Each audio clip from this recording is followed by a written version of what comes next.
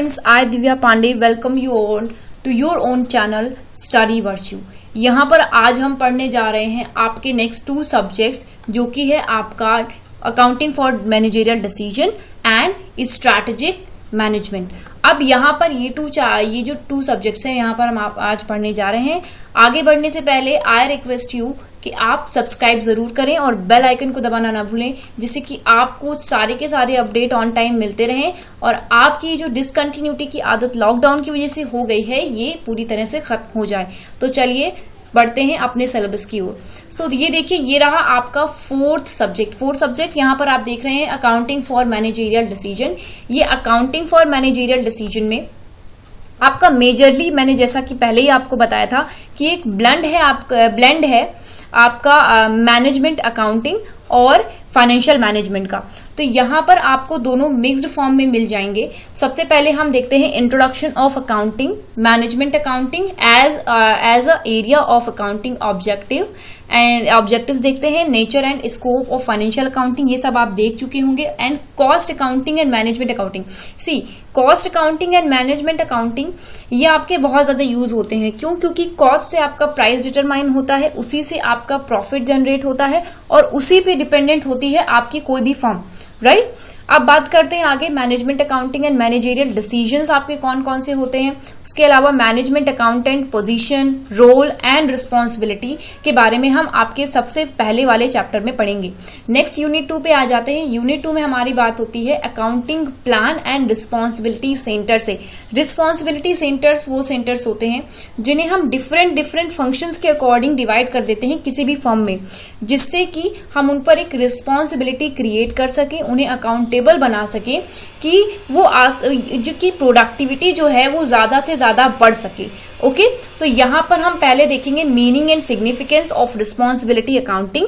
There after we move to responsibility centre and cost centre, profit centre, investment centre and also sales center you will also see while referring to this. Now problems in transfer pricing क्या होती है, इसमें क्या problems होती है, इनके बारे में आप जानेंगे। And objectives and determinants of responsibility centre. हमें रिस्पॉन्सिबिलिटी सेंटर्स क्यों बनाने चाहिए? क्योंकि अगर हम जितने ज्यादा रिस्पॉन्सिबिलिटी सेंटर बनाएंगे उतने ज्यादा हमें एग्जीक्यूटिव की जरूरत पड़ेगी, उतने ज्यादा हमें लोगों को एम्प्लॉय करना होगा। तो हम क्यों आखिरकार रिस्पॉन्सिबिलिटी सेंटर बनाएं? तो इस तरह से अब आपको ये जब आप पढ़ लोगे तो आपको एक माइंडसेट मिल जाएगा कि ये रिस्पॉन्सिबिलिटी सेंटर कितने जरूरी होते हैं किसी भी ऑर्गेनाइजेशन के लिए। नेक्स्ट आपका आता है बजटिंग। बीकॉम 3rd ईयर में आपने मैनेजमेंट अकाउंटिंग की बुक में ये पढ़ रखा है बजटिंग के बारे में। बजट क्या होता है, essentials of budgeting, types of budget function, आपका कैश बजट होता है, आपका फिक्स्ड एंड फ्लेक्सिबल बजट होता है, कई सारे बजट होते हैं, जीरो बेस्ड बजटिंग क्या होती है, परफॉर्मेंस बजटिंग क्या होती है, ये सारी चीजें आप पढ़ चुके हैं। नेक्स्ट आप और इसे और अच्छे से आपको और डीप में आपको यहाँ पर पढ़ने को मिलेगा। नेक्स्ट आपका आता है यूनिट 4। यूनिट 4 में आपकी आती है standard costing and variance analysis.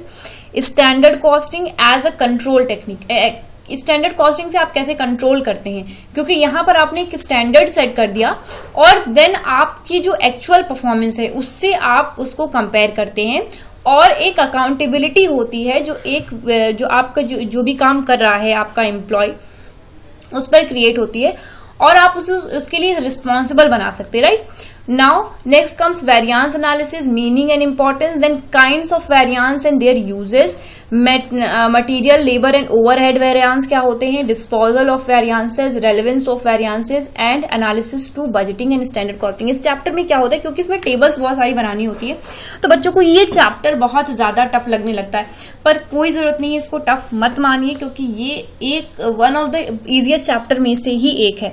क्योंकि यहाँ पर सिर्फ आपके कॉन्सेप्ट्स बहुत क्लियर होने चाहिए और आपको ये पता होना चाहिए कि आपकी अगर खुद की फर्म हो तो उसमें आपका कैसे कैसे क्या क्या होगा। आपको इसमें ये बहुत ही प्रैक्टिकल है, इसमें आपको एक प्रैक्टिकल व्यू लेके चलना होगा whenever you study this chapter. Next आपका आता है marginal costing and break even analysis. ये भी आपका डायरेक्टली 2 चैप्टर्स में डिवाइड था मैनेजमेंट अकाउंटिंग की बुक में। यूनिट 5 में आप देखते हैं कॉन्सेप्ट ऑफ मार्जिनल कॉस्टिंग आपकी क्या होती है, marginal costing and absorption costing क्या होती है, marginal costing versus direct costing क्या होती है, कॉस्ट वॉल्यूम प्रॉफिट एनालिसिस जिसे आप ब्रेक इवन एनालिसिस भी जानते हैं, फिर assumptions and practical application and break even analysis क्या होती है। इसमें देखिए ब्रेक इवन एनालिसिस जो होती है उसके लिए कुछ पर्टिकुलर अजम्पशन होते हैं, अगर वो अजम्पशन फिट होंगे तभी ये आपकी एनालिसिस आपकी सही होगी, अदरवाइज ये गलत हो जाती है। नेक्स्ट आपका था decision regarding sales mix, make और buy decision and discontinuation of product line etcetera. Okay, तो ये आपका होता है यूनिट 5। नेक्स्ट आपका आता है unit 6 that is about analysing financial statement. Financial statement में horizontal, vertical and ratio analysis के बारे में हम लोग पढ़ते हैं। Thereafter fund flow analysis and cash flow analysis are also the part of it, जो कि आप अपने मैनेजमेंट अकाउंटिंग में ऑलरेडी पढ़ चुके हैं। Now it comes the capital budgeting. Capital budgeting आपका आ जाता है फाइनेंशियल मैनेजमेंट की बुक से। फाइनेंशियल मैनेजमेंट की बुक में आपका एक इस बिल्कुल डायरेक्ट यही चैप्टर दिया हुआ है जिसमें आपने नेट प्रेजेंट वैल्यू, पे बैक पीरियड, ये सब पढ़ रखा होगा, जिसमें इंटरनल रेट एंड रिटर्न्स, ये सारे चैप्टर्स के बारे में आपको डिस्कस किया जाता है। नेक्स्ट आपका आता है रिपोर्टिंग टू मैनेजमेंट। ये आपके लिए नया चैप्टर होगा, पूरा थ्योरी बेस्ड है, जिसमें objective of reporting needs at different managerial levels and types of report, modes of reporting in at different level of management. तो ये था आपका अकाउंटिंग फॉर मैनेजरियल डिसीजन का पूरा सिलेबस, जिसमें ज्यादातर चीजें आपको पहचानी सी लगी। ओके, तो चलिए मूव करते हैं हमारे नेक्स्ट सब्जेक्ट पे, जो कि हमारे स्ट्रैटेजिक मैनेजमेंट। स्ट्रैटेजिक मैनेजमेंट भी पूरा हमारा थियरी बेस्ड है, जिसमें जैसे कि आपने पढ़ा होगा स्वॉट एनालिसिस। आपको समझना है concept of strategy. See, strategy is a basic component of anyone who pursues anything. Strategy आपका एक बेसिक कंपोनेंट है। स्ट्रैटेजी आपको कुछ भी करते हैं, आपको स्ट्रैटेजी बनानी ही पड़ती है अगर आपको उसमें अच्छे लेवल प्लेइंग फील्ड पे खेलना है तो यहाँ पर अब आपको एक स्ट्रैटेजिक मैनेजमेंट के बारे में पता चलेगा, आपको कॉन्सेप्ट ऑफ स्ट्रैटेजी पता चलेगी। Thereafter defining strategy, levels at which strategy operates and approaches to strategy, decision making, mission and purpose, objective and goal and strategic business unit SBU. So this is very important topic in it, that is strategic business unit, and thereafter functional level strategies आपकी कौन सी होती हैं। आपको फिर आता है next unit that talks about environmental analysis and diagnosis. आपने पढ़ा होगा स्वॉट एनालिसिस, राइट। सो ये यहाँ पर अब आपकी बात होती है स्वॉट एनालिसिस। स्वॉट एनालिसिस में आपके इंटरनल एंड एक्सटर्नल एनवायरमेंट को एनालाइज किया जाता है, जिससे कि आपकी strength, weakness, opportunity and threat को निकाल करके हम उसको डायग्नोज करते हैं कि हमारे अगर थ्रेट हैं तो उनसे हम कैसे गो थ्रू हो सकते हैं और उनसे कैसे हम ओवरकम कर सकते हैं। ये सारी चीजें आपको इस यूनिट में देखने मिलती हैं।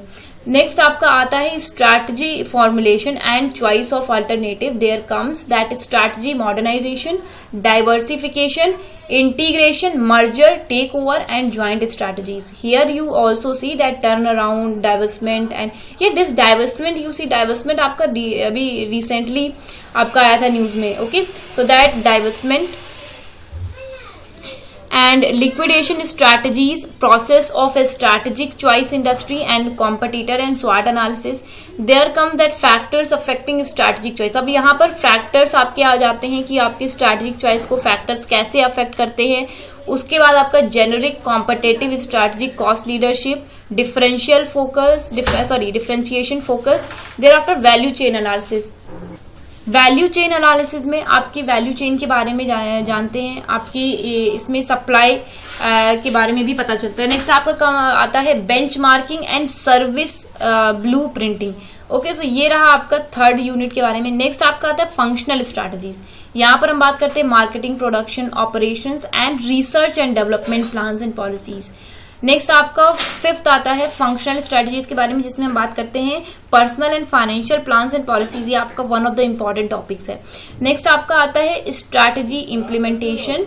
Now you have made strategy, you have understood strategy, you have gone through all the phases of it. Now you are to implement it. Now here comes that interrelationship between formulation and implementation. आपको formulation और implementation के बीच में relation निकालना है, क्योंकि आपने formulate तो कर लिया, अगर आपने बट उसको इम्प्लीमेंट नहीं किया तो फिर आपका वो एक तरह का ड्वार्फ प्लैनेट जैसे होता है ना, कि प्लैनेट तो है पर उसका कोई फंक्शन में नहीं मिल रहा है, वो वर्क में नहीं है, तो फिर वो ड्वार्फ प्लैनेट। ओके, सो वो ड्वार्फ प्लैनेट का कॉन्सेप्ट यहाँ पर आप समझ सकते हो। Now next comes that issues in strategy implementation and resource allocation. Okay, next ये बात करते हैं स्ट्रैटेजी एंड स्ट्रक्चर के बारे में। मेरे अकॉर्डिंग तो ये स्ट्रैटेजी और स्ट्रक्चर के बारे में इन्हें पहले बताना चाहिए था, पर चलिए सीक्वेंस में इसको मेंटेन कर दूंगी। जब मैं क्लासेस आपकी लूंगी, मैं आपकी क्लासेस अपलोड करूंगी, तो उसमें मैं आपका जो एक फ्लो होता है वो मैं आपके उसके अकॉर्डिंग बना दूंगी, आपकी डिमांड के अकॉर्डिंग कि कैसा फ्लो होना चाहिए। ओके, नेक्स्ट आपका आता है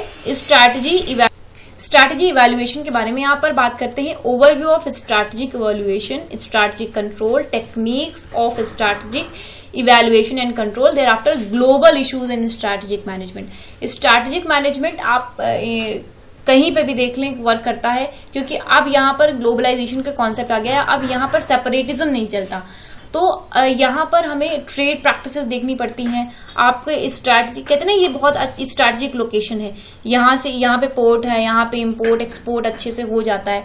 तो उसी तरह से हमें स्ट्रैटेजी का इवैल्यूएशन करना है कि whatever strategy we have made, whatever we have implemented, whatever we have got profit और loss, how it has been done and how it is working for ourself. तो ये आपका concept आपको पूरा का पूरा evaluation में एक तरह से फीडबैक क्रिएट हो जाता है, जिससे कि आप फर्दर मूव कर सकते हैं। तो ये था आपका पूरा का पूरा analysis of your M Com first year syllabus of Kanpur university.